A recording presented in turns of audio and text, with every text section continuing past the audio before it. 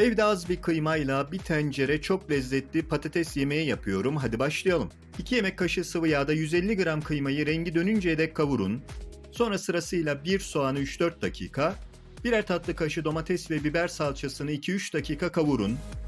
Kırmızı toz biberi, acı pul biberi, karabiberi, kimyonu atın. Biraz kaynamış su ve 3-4 orta boy patatesi dökün. Orta kısık ateşte 10 dakika kavrulmasını bekleyin.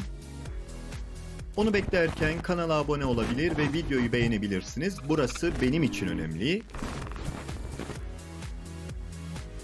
En son 2 kabuksuz domatesi ve 2 diş sarımsağı ekleyin. Tuzunu kendinize göre atın. Sıcak suyunu patateslerin hizasında dökün ve patatesler yumuşayıncaya dek pişirin.